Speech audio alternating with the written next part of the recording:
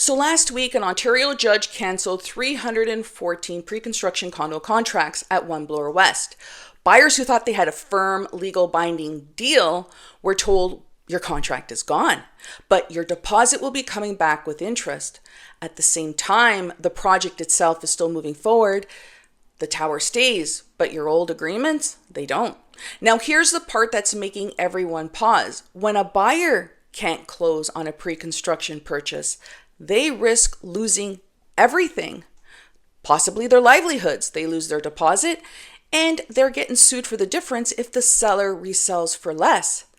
But at One Bloor West, when the project couldn't make the numbers work, the court canceled 314 contracts instead. So my question to you is that fair? Even when the buyer has fulfilled all of their obligations under the contract? I'm going to lay out exactly what happened on both sides of the argument, and you can decide for yourself.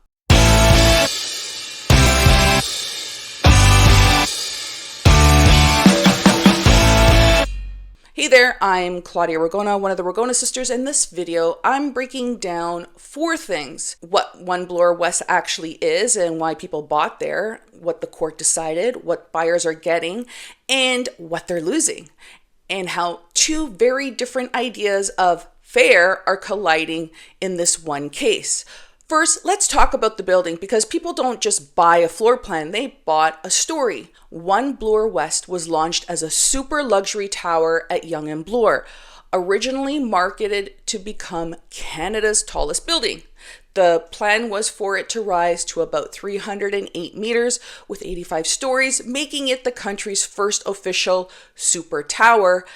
And that's the label for any building over 300 meters. It was pitched as one-of-a-kind mixed-use project. It had luxury retail at the base, a high-end hotel, and ultra-premium residences stacked above. The site itself is as prime as it gets, the corner of Yonge Bloor, sitting right over the Bloor-Yonge subway interchange with Yorkville, the financial core, the university, and established neighborhoods, all within walking distance. The lower levels of the tower were planned to include high-end shops, hotel space, amenities, and food and beverage.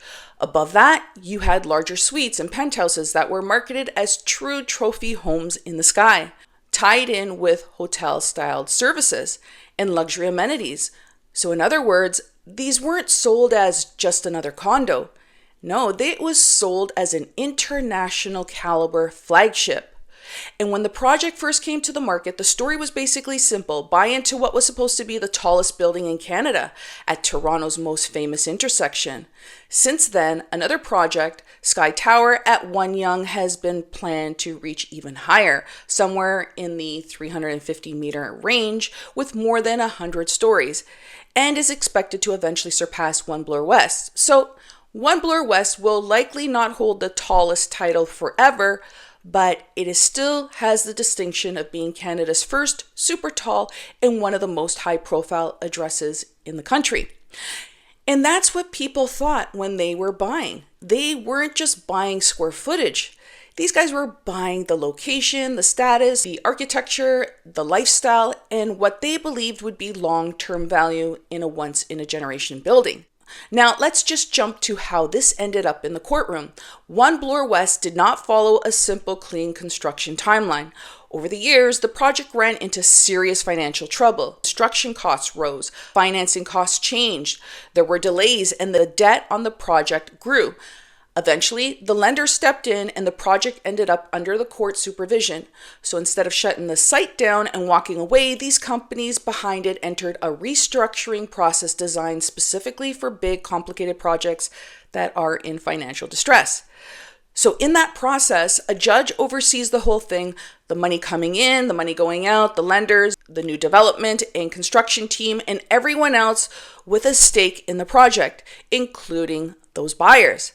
The goal is to find a way to keep the project alive, pay the creditors as fairly as possible, and avoid a total collapse if there is any way to do that. So at this recent hearing under that process, the new team running One Bloor West went to the judge with 2 major requests.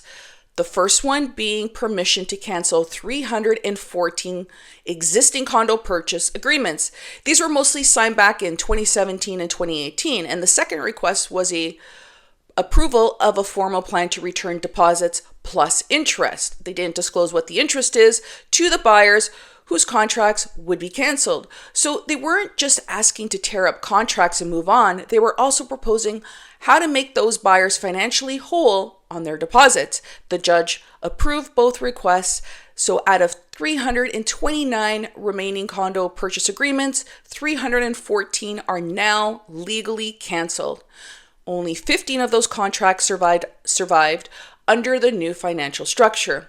Those 314 buyers will not be closing on their original units. Their agreements have been disclaimed, which in legal terms means the project is no longer obligated to complete those specific sales. And some of the buyers actually showed up in the court and spoke directly to the judge. There was emotional stories tied to it. One father spoke about a unit his late daughter had purchased and told the court that she really wanted that condo, while other buyers talked about planning their retirement around this building or timing their downsizing for when this project would be completed, or counting on it as a centerpiece of their real estate portfolio. For them, this wasn't just one investment, it was a life plan. The judge acknowledged how painful this outcome was, but he also made one thing very clear. In many failed or insolvent projects, buyers don't recover all their deposits, and sometimes they struggle to recover even part of them. So in that context, he described this arrangement, full deposit back, interest on top, and the project continuing as a strong result from a restructuring law perspective. So in simple terms, most of the contracts are gone, the affected buyers are supposed to get their deposits plus interest back, and the tower continues under a different financial plan and a new development and construction team. So let's talk about what this actually means for the buyers, because most of those buyers, the 314 of them that signed back in 2017 or 2018, which means they've been tied to this project for 7 or 8 years. On the what did you get side, they received 3 main things. First, they get their full deposit back. Together, those deposits totaled, I think it was about 105 million. Second, they receive interest on those deposits. So it's not just the original amount they wrote checks for years ago. The money comes back with interest added, recognizing the time it's been held. Third, they get a 45-day exclusive window to buy back in again when the project relaunches, which will likely be 2026, before units are offered to the general public. So if you condense that one line, their contracts are canceled, their deposit plus interest should be returned, and they have the first shot at the new product if they still want in. On the what they lost side, it's more complicated. First, they lose their original price. Second, they lose their specific unit. That exact floor plan, that corner, that view, that particular layout they picked off plans years ago may not even exist anymore. The tower is being reconfigured with fewer suites overall, with more large premium units. So even if they decide to buy back in, they're not getting the same home they originally chose. Third, they lose the upside they believe they locked in. The classic pre-con narrative is you buy early, you take the risk on a hole in the ground, and time and construction work in your favor. These buyers did that. They waited through the delays, the financial drama, and a full restructuring process. Now the building has topped out past 300 meters and is much closer to completion. But the early bird advantage they thought they secured with those 2017 and 2018 prices have been taken off the table as their contracts are canceled. So yes, they are being made whole on the cash and receiving interest, but they're not being made whole on the deal they thought they had. The bargain, that unit at that price is in that building is gone now. So which brings us back to the big question. Is this fair?